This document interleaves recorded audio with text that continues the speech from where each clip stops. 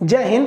चीन की मीडिया के एक रिपोर्टर ने चीन की आर्मी की पोल खोल दी कि वो पहाड़ों पे नहीं लड़ सकती, तो चीन ने उसका जेल कर दिया और इस दबाव को कम करने के लिए उसने बॉर्डर पर बुलेट ट्रेन्स वगैरह को पहुंचा दिया है और साथ ही वहां पे अपने S-400 मिसाइलों को एक्टिवेट कर दिया। इसका भारत पर क्या असर पड़ता है इसको समझते हैं। देखिए, चीन की मीडिया ने कहा है कि चीन की जो सेना है वो हाई एल्टीट्यूड पर नहीं लड़ सकती, जो तिब्बत का पठार वाला एरिया, और ये रियलिटी है क्योंकि चाइना ने अपनी सेना को हाई एल्टीट्यूड पर ट्रेनिंग देने के मतलब उस तरह से ट्रेनिंग ही नहीं दिया है। वहीं दूसरी और भारत जो है 1970 से बेहतरीन ढंग से अपनी सेना को माउंटेन के लिए मतलब रेडी कर रहा है। हमारे पास अलग से स्पेशलाइज्ड माउंटेन रेजिमेंट है सब, और हम लोग हमेशा उसको, चाहे वो अब हमारी जलवायु भी उस तरह से उत्तराखंड या अरुणाचल प्रदेश नॉर्थ ईस्ट से जो सैनिक भर्ती होते हैं वो पहाड़ की लड़ाई में बहुत बेस्ट होते हैं। और पूरी दुनिया का जब सर्वे किया गया तो पूरी दुनिया, इस पृथ्वी पर सबसे बेहतरीन अगर पर्वतों पर लड़ने के लिए कोई सैनिक है सब, तो वो भारत की सेना वेल ट्रेंड है। अब इसमें चीन पूरी तरह बौखला गया और अपने जो था रिपोर्टर उसको क्या कर दिया, जेल कर दिया। अब रियलिटी है, चाइना की जो फौज है वो पहाड़ पर लड़ नहीं पाती है, अच्छे ढंग से नहीं टिक पाती। आपको पिछले साल याद होगा किस तरह से थुरा के गए थे सब वो सब यहाँ पे। तो हम लोगों को देखिए 1999 में करगिल की लड़ाई जीत के बैठ गए, उसकी सेना बर्फ में ससुरन को ठंडा मार देता है, बार बार उनको बेस पे वापस भेजना पड़ता है, उनके जगह दूसरे सिपाहियों को भेजना पड़ता है। और हम लोग 1984 में सियाचिन युद्ध जीत चुके थे। चाइना ससुरा उनसे कोई पहाड़ पे कहता है जाएंगे कैसे, यहाँ पर पहुंचते पहुंचते दिक्कत हो जाएगा, इसमें तो दिखाई नहीं देता है पहाड़ वगैरह पे। तो चाइना को इन पहाड़ों तक आने में दिक्कत होता है और भारत पहले ही भाग गया था क्योंकि भारत को पता था कि चीन से 1962 में धोखा खा लिए हैं, अगली बार नहीं खाना है ये। तो हम लोगों ने पूरी तरह से, क्योंकि चीन की पूरी सीमा पहाड़ों पर है, तो हम लोगों ने पहाड़ पर स्पेशली हम लोग ने पारा ट्रूप्स को रेडी किया। इस पहाड़वे पे कूद जाता है, लो थोड़ा चढ़ल नहीं जा रही, अचानक उसी पे से कूद जाता है सब पहाड़ पर। तो इस हिसाब से हम लोग ने ट्रेन किया है। और जो मैदानी क्षेत्र है या फिर रेगिस्तान वाला क्षेत्र है, तो रेगिस्तान की लड़ाई को, लोंगे वाला की लड़ाई को पाकिस्तान कैसे भूल सकते हैं वहां पर। तो रेगिस्तान में भी पूरी तरह से ट्रेंड है। तो हमारे पास हर तरह की स्पेशलाइज रेजिमेंट बनी हुई है,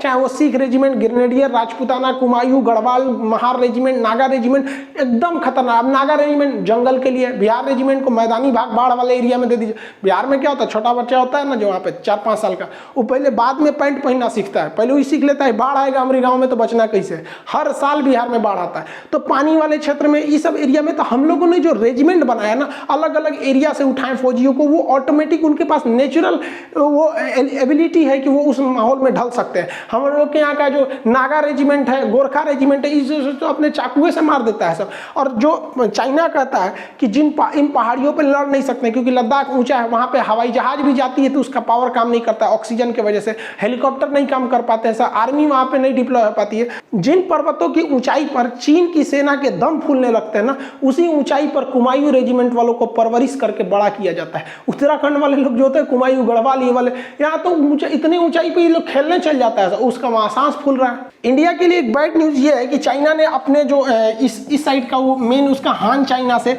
यहाँ तक उसने बेहतरीन ढंग से बुलेट ट्रेन को जोड़ दिया और आगे इसको प्लान है, इसको यहाँ तक ले जाएगा सिंजियान प्रांत तक, वहाँ पर तिब्बत की राजधानी लहासा के पास से। तो ये तो पूरा जोड़ दिया। तो चाइना के पास पैसे हैं बेहतरीन ढंग से, ये भारत के लिए एक ड्रॉबैक है।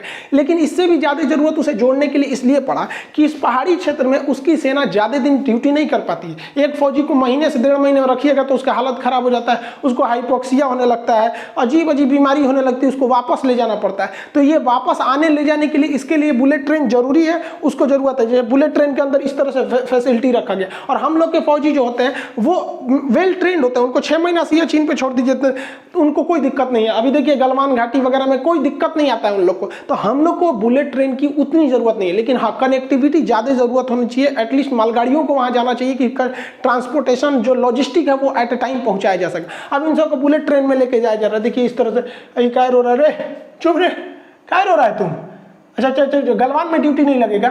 देखिए सब बेचारा रो रहा है, सब बुलेट ट्रेन के अंदर का सीन है, इन सबको लग रहा है गलवान घाटी में ले जाए। चुप, सोच रहा मक्खी घुस जाएगी, मुंह बंद कर। हालांकि भारत यहाँ पे बुलेट ट्रेन में बहुत धीमी काम कर रहा है। गुजरात से जो मुंबई तक, अहमदाबाद से मुंबई के बीच में जो बुलेट ट्रेन था, अब जो शिंजो आबे उस समय प्रधानमंत्री थे वहाँ पे जापान वगैरह के, तो 50 साल के लिए लोन लिया गया था। अभी उसको देखिए 6 साल हो गए हैं इस एग्रीमेंट को साइन हुए, अभी तक महाराष्ट्र से केवल 15% जमीन खरीदी जा चुकी है। हालांकि गुजरात में तो काम भी चालू हो गया, 80% जमीन का एक्वायर हो चुका है। चुका है। हालांकि महाराष्ट्र में ये पॉलिटिकल उसमें फंस चुका है बुलेट ट्रेन को, हालांकि जल्दी से जल्द लाना चाहिए इस चीज को। चाइना लद्दाख वाले बॉर्डर में ना, ये गलवान वाले बॉर्डर में अपना S-400 मिसाइल को एक्टिवेट कर दिया है।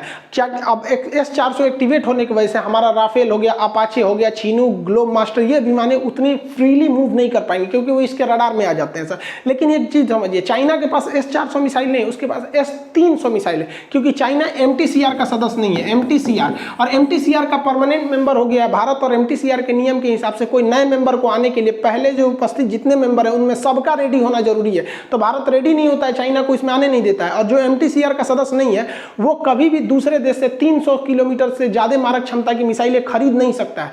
तो चाइना सदस्य नहीं है, तो जो उसको S-400, रूस ने S-400 का पैसा लिया है, थमा दिया S-300 का कि भैया तुम्हारा प्रॉब्लम है। और भारत को जो S-400 मिल रहा है, तो चूंकि भारत MTCR का सदस्य है तो हमें जो एक्यूरेट रेंज उसकी 400 किलोमीटर मारक क्षमता की है, और ये दिसंबर के महीने तक में मिल जाएगा। अभी हाल ही में न्यूज आई थी कि अमेरिका ने अफ्रीका में एक युद्ध अभ्यास के दौरान S-400 मिसाइल को मतलब निष्क्रिय कर दिया। हालांकि एक सिमुलेटेड प्रोग्राम था, सॉफ्टवेयर पर इसको किया गया था। चूंकि हम लोग भी लेमुआ कॉमकासा समझौता के तहत अमेरिका से जितने डाटा है उसे हम लोग ले सकते हैं, तो हम लोगों ने पूछा भैया कैसे किया है तुम लोग। तो ये जो थे सब, ये जो अमेरिका पहले से बहुत अपने आप को इनसिक्योर महसूस कर रहा था S-400 को लेकर, सोचता तो ओ माय गॉड अगर ये मार देगा, तो जैसे CBSE वाला सब घबराता है सब ना, तो ओ माय गॉड बोलता है, ओ माय गॉड। और हिंदी मीडियम वाला घबराएगा तो ये दादा ये माई रे माई आप कौन सी हो रे। तो अमेरिका वाला CBSE वाला है ये सब दिमाग लगाया सब, और वो आइडिया इसने भारत को दे दिया। एक्चुअली इन्होंने लोग क्या किए थे, लोग बहुत सारे रॉकेट मार दिए थे, जिस वजह से S-400 का जो रडार था वो कंफ्यूज में आ गया था। अब इस रडार की क्षमता जो है वो फिक्स होती है किसी भी मिसाइल, जैसे आयरन डोम जो इजराइल का था उसमें भी हमास एक साथ 150-200 रॉकेट मार देगा तो 10-15 रॉकेट को वो काम नहीं कर पाता है, डिटेक्ट नहीं कर पाता है। तो वो वही काम किया अमेरिका ने। तो भारत ने भी इसको ध्यान में रखते हुए इसके क्या किया कि उन्होंने भी परीक्षण किया। पिनाका जो हमारा रॉकेट है, मल्टी बैरल रॉकेट लॉन्चर, इससे 1 मिनट में 36 रॉकेट मारा गया एक ही टारगेट पे। अब 36 ठो आएगा, अगल बगल में तो रडार कंफ्यूज हो जाएगा। तो उधर चाइना तैयारी कर रहा है, इधर भारत भी तैयारी कर रहा है। ऐसा नहीं है कि हम हाथ पे हाथ रख के बैठे हैं। अभी हाल ही में हम लोग ने अग्नि प्राइम मिसाइल का परीक्षण किया। हालांकि अग्नि मिसाइल पहले से थी, इसकी रेंज को भी 1000 से 1500 किलोमीटर किया गया। ये सस्ती और हल्की भी है, और सबसे बढ़िया बात है कि इसमें कैनिस्टर जोड़ दिया गया। भारत आने वाले वक्त में हर एक मिसाइलों को कैनिस्टर लगा के जोड़ेगा, जिस तरह से ब्रह्मोस को जितना नेवल वर्जन वगैरह ये सब को कैनिस्टर में रखता है। कैनिस्टर एक कवर होता है, मिसाइलों का बाहरी कवर होता है, कैनिस्टर होता है उसमें, इसके अंदर मिसाइलें रहती हैं सर। अब इसके अंदर रख दिया जाएगा तो ये पैक हो जाता है। और जैसे देखिए, अब इसको कैनिस्टर को भी ले जाना बहुत ईजी होता है, जैसे 4-4 के कैनिस्टर में एक साथ इसको ट्रांसपोर्ट कर सकते हैं। इसमें जर्किंग नहीं होगा। सर्दी है, गर्मी है, बारिश है, मौसम है, टेम्परेचर है, ठंड क्या पड़ रहा है, आंधी धूल, कुछ भी इसमें कोई गड़बड़ी नहीं आएंगी। ऐसे खुला रहेगा तो कोई भी दिक्कत आ सकती है। और अब्दुल कलाम जो मिसाइल मैन थे, उन्होंने खुद कहा था कि बड़ी मिसाइलें शोपीस बन के रह जाती हैं, युद्ध में हमेशा छोटी मिसाइलें काम आती हैं। तो ये बैलिस्टिक मिसाइलें री एंट्री करती है। बैलिस्टिक मिसाइल और क्रूज मिसाइल में अंतर होता है, ये किसी अन्य वीडियो में हम समझा देंगे। तो ये बहुत जरूरत पड़ेगी, खास करके अरुणाचल प्रदेश के एरिया में। हम लोग का अगर चाइना से युद्ध भी होता है तो अग्नि 5 एक लास्ट ऑप्शन रहेगा, क्योंकि वो अगर अग्नि 5 का प्रयोग भारत कर दिया तो समझिए कि 3rd वर्ल्ड वॉर चालू हो जाएगा, क्योंकि छोटा मोटा नहीं रह जाएगा। तो छोटी लड़ाइयों में ब्रह्मोस और अग्नि 1 जैसी ही मिसाइलें काम आएंगी। तो अभी इसको क्या किया गया है, बहुत एडवांस वर्जन इसका ट्रायल किया गया है। और भारत ने चीन पर जो चीन उधर से अपना फौज बढ़ा रहा है, तो इसको देखते हुए वो भारत सरकार ने बॉर्डर पे चिनूक हेलीकॉप्टर को तैनात कर दिया। ये बहुत ही बेहतरीन डबल रोटर का ये लिफ्ट हेलीकॉप्टर है। इतना खतरनाक है ससुरा कि एक साथ 60-70 फौजियों को आराम से वेल इक्विपमेंट ले जाके ड्रॉप कर सकता है। कुछ ससुरा टांग लेता है, जीप टांग ले गए यहाँ पे, टैंक टांग लेता है यहाँ पर। देखिए ससुरा एगो हेलीकॉप्टर टांग लिया। कभी कभी क्या होता है कि दूर एरिया में है, लद्दाख वगैरह में हेलीकॉप्टर बिगड़ गया। अब ससुरा बिगड़ गया तो आएगा कैसे, इंजीनियर उतना दूर जाएगा कैसे, हर चीज तो इंजीनियर चल जाएगा। कोनो सुई लगाना है जाके हेलीकॉप्टर को कि डॉक्टर साहब चल गए, चल लगा दे रहे हो सुई यहाँ पे। आई सुई लगाने से नहीं ना ठीक हो जाएगा, लेके आना पड़ेगा वर्कशॉप में। टांग लेता है ससुराई, ऐसा ही नहीं ससुरा हवाई जहाज टांग लेता है। देखिए जो लड़ाकू जहाज होते हैं सब ना, उनसे कोई लगाएगा रस्सी टांग लेगा। बहुत खतरनाक है चिनूक हेलीकॉप्टर। हालांकि अमेरिका में इसका नाम, अमेरिका ने इसे बनाया है, बोइंग कंपनी। अमेरिका में एक हवा भी चलती है चिनूक हवा, इसे आइस हीटर या हिम भक्षी कहते हैं। ये गर्म हवा होती है, बर्फ को पिघला देती है। ये हम मैप के क्लास और ज्योग्राफी दोनों में पढ़ाए थे। आप आंसर दीजिएगा कमेंट करके कि चिनूक हवा जो होती है वो किस घास के मैदान में चलती है। अब आप बताइए, इसको हम पढ़ा चुके हैं, कौन सी घास के मैदान में। देखिए एक और समस्या चाइना के पास क्या है, वो पहाड़ी एरिया, और पहाड़ी एरिया में आर्टिलरी जो होती है बहुत खतरनाक होती है। हम लोग जब 1999 में हारे तो नहीं, पूरी तरह से जीत ही गए थे, लेकिन क्षति बहुत हुई थी, क्योंकि पाकिस्तान जो थी वो उधर आर्मी जो पाकिस्तान की थी वो आतंकवादियों के आड़ में आर्टिलरी फायरिंग कर रही थी, और हम लोग की आर्टिलरी इतनी ऊपर तक पहुंच कैसे जाएगा, इस पर आदमी नहीं पहुंच, ससुरा इस पर रिक्शा नहीं चढ़ पाएगा, आप आर्टिलरी या टैंक चढ़ाइएगा, यहाँ पे साइकिल ना चढ़ पाएगा उस पर। तो इसके लिए बनाया गया स्पेशल M777 हैविटजर। ये ससुरा दिखने में बहुत छोटा है, कहीं सेट हो जाता है, देखिए हाइट साइज में तो ठीक ठाक है, कहीं सेट हो जाएगा, अब मारेगा बफोर्स से तगड़ा। सोचिए जिस कारगिल की लड़ाई में, जो कारगिल की लड़ाई जिताया था बफोर्स, वो पहाड़ पे नहीं चढ़ पाता, नीचे ही से माना इस ससुरा चढ़ जाता है, और इसको खतरनाक बना देता है चिनूक। चिनूक ससुरा जन्मे करते ही टांग के लेके चल जाता है, अब कहीं पे भी उठा के लेके चल जाएगा। इसलिए ये दोनों का कॉम्बिनेशन बहुत खतरनाक है। जय और बीरू है सब ससुरा, कोई भी गब्बर आएगा नहीं छोड़ेंगे सब ये सब। और इसकी खासियत क्या है, ये बर्फ में भी उतर सकता है।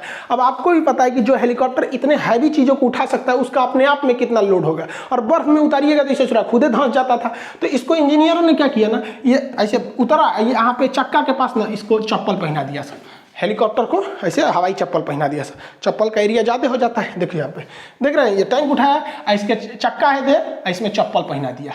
अब इसमें क्या होगा, एरिया बढ़ जाएगा, सरफेस एरिया, और सरफेस एरिया बढ़ जाएगा तो प्रेशर क्या हो जाता है, कम हो जाता है, बर्फ में नहीं धंसेगा यहाँ पर।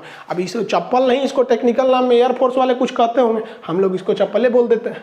दूसरी ओर फ्रांस जो है वो लगातार जो रफाल है उसकी पूरी की पूरी खेप पहुंचा रहा है, और इसे अम्बाला एयरबेस पे रखा गया है, नॉर्दर्न एयर कमांड के लिए इसको दिया गया है, और वहाँ पर ये पूरी तरह से लद्दाख के एरिया में फुली इक्विप है, हर तरह से एयर टू एयर रिफिलिंग में भी, ताकि वहाँ पर चाइना को काउंटर किया जा सके। दूसरी ओर जो वहाँ पर जो झील है पेंगसो लेक, उसके अगल बगल में या पहाड़ी एरिया में चीनी छुपे रहते हैं, तो इस छुपने के लिए पोसाइडन P-8I विमान सबसे घातक हो जाता है। ये P-8I भारत के नौसेना के पास है, हालांकि इसे नौसेना से वहां पर भी ट्रांसफर किया गया है। और दूसरा, चीन के बॉर्डर के एकदम सट के जहां पे गलवान घाटी है उसके पास दौलत बेग ओल्डी है। दौलत बेग ओल्डी पर अभी का सबसे खतरनाक जो ट्रांसपोर्ट जहाज है C-17 ग्लोब मास्टर, इसको लैंड करा दिया गया है। तो ना लॉजिस्टिक का प्रॉब्लम है, ना ही हमको सर्वेलांस का प्रॉब्लम है, ना ही अटैक का प्रॉब्लम है। और साथ ही अपाची हेलीकॉप्टर बम बरसाने के लिए तो पूरी दुनिया में फेमस है। ऐसा नहीं है कि चाइना के पास हथियार है, लेकिन वो हथियार काम करेगा नहीं करेगा किसी को नहीं पता, क्योंकि वो किसी भी युद्ध में भाग ही नहीं लिए हैं। चाइना 1962 के बाद कोई युद्ध नहीं लड़ा है, उसके पास अभी कोई, अब जैसे मान के चलिए लड़का भी एग्जाम में खूब पढ़ाई करता है, उसको लगता है कि ससुर हम टॉप पे कर जाएंगे, एग्जाम में ना पता चलता है कि टॉप कोई लोग फेल गई, कट ऑफ से नीचे नंबर है। वही चाइना का हाल है, युद्ध नहीं लड़ा है तो उसके हथियार काम आएंगे नहीं काम करेंगे युद्ध के माहौल में। क्या देखिए, जब हथियार को बनाया जाता है आइडियल कंडीशन में बनाया जाता है, आराम से इंजीनियर बनाते हैं सब अपनी फैक्ट्री वगैरह में, लेबोरेटरी में पहले परीक्षण वगैरह करके। युद्ध में माहौल पूरा अलग होता है। आपका जहाज ये पता चला धुआं में फंस गया, इंजन काम नहीं कर रहा, लद गिर गया यहाँ पे। तो ये जितने जहाज है ये पूरी तरह से अफगानिस्तान युद्ध, लीबिया युद्ध, सीरिया में पूरी तरह से आजमाए जा चुके हैं ये, इसलिए हमारे पास ये जो है ये पूरी तरह से खतरनाक है। दूसरा, हमारे जो थल सेना प्रमुख जो पहले थे बिपिन रावत सर, इन्हें CDS है, चीफ ऑफ डिफेंस स्टाफ, तीनों सेनाओं के ऊपर एक एडवाइजरी कमेटी बनाई गई जिसमें ये तीनों सेनाओं को कोऑर्डिनेट करते हैं। तो ये चाइना को काउंटर करने के लिए हमारे बिपिन रावत सर ने क्या कहा कि भैया यहाँ पहला थिएटर कमांड बना दिया जाएगा। थिएटर कमांड से फायदा क्या होता है कि एयरफोर्स, आर्मी, नेवी सब आपस में कोरिलेट हो जाते हैं, कोई किसी को एक्शन ले लेता है। अभी भी कोरिलेट है, लेकिन अगर आर्मी कहेगी कि भैया हम आगे नहीं बढ़ पा रहे हैं, हम आगे से फायरिंग ज़्यादा हो रही है, एयरफोर्स हमला करो, तो उसके DGM बोलेंगे, हाई लेवल के ब्रिगेडियर से परमिशन लेना पड़ेगा, उधर एयरफोर्स साइन करेगी हाँ हम भेज रहे हैं तब। लेकिन अगर थिएटर कमांड हो जाता है तो भैया कोई हाई लेवल का परमिशन नहीं, इधर से एक छोटा से छोटा अधिकारी बोलेगा कि हमको एयर सपोर्ट चाहिए तो एयरफोर्स आएगी। मतलब एक तरफ बेहतरीन ढंग से इंटीग्रेट कर दिया जाता है। तो पहला थिएटर कमांड नॉर्थ एरिया में बनाया जाएगा। इस थिएटर कमांड के बनने से यहाँ पर एयरफोर्स भी पूरी तरह से, आर्मी एयरफोर्स कुछ पता ही नहीं चलेगा कौन किसका बेस है, वो यहाँ यूज करेगी वो यहाँ करेंगे, पूरी बेहतरीन ढंग से एयरफोर्स को भी यूटिलाइज किया जाएगा। और वहां पर सर्वेलांस के लिए भी पूरी तरह से हर जगह से हमें डाटा मिलेगा। अब चूंकि कॉमकोसा से कर लिए हैं तो चाइना के, अमेरिका के पास जितना डाटा है वो भी हम लोग को मिल सकता है। तो वहां पर एयरफोर्स भी रहेगी, सर्वेलांस का भी काम अच्छे से हो जाएगा। साथ ही वहां पर सैटेलाइट कम्युनिकेशन, नेवी के जितने डाटा रहेंगे, हालांकि बड़े जहाज तो वहां जा नहीं सकते हैं, लेकिन नेवी के जो छोटे जहाज है जो वहां पर जो झील है पेंगसो लेक वगैरह, वहां पर इजिली अटैक कर सकते हैं। साथ ही इससे ये फायदा होगा होगा कि किसी भी खराब सिचुएशन के लिए, जिस तरह से पिछले साल जो जून में हुआ था गलवान घाटी में, उस तरह से सिचुएशन में निपटने के लिए ये जो ससुर जी हैं, ये इन ससुर जी के लिए दामादों को तैयार रखा गया है, जिसमें मार्कोप्स है, इनके ऊपर बम बारूद कोई असर नहीं करता है, गैस छोड़ दीजिए, जहरीला कुछ नहीं होता है। NSG कमांडो है सब यहाँ पर, गरुड़ कमांडो है, ये जहाज से कहीं से भी। तो इन ससुर जी की इज्जत के लिए हमारे पास दामादों की कोई कमी नहीं है। आप बताइए तो आपको सबसे बेहतरीन दामाद इनका कौन सा लग रहा है इसमें से? हमारे हिसाब से तो सबसे अच्छा दामाद इनका यही रहेगा, जर्मन शेफर्ड, हमारी NSG कमांडो का। आपको कौन सा इनका दामाद अच्छा लगा वो बताइए।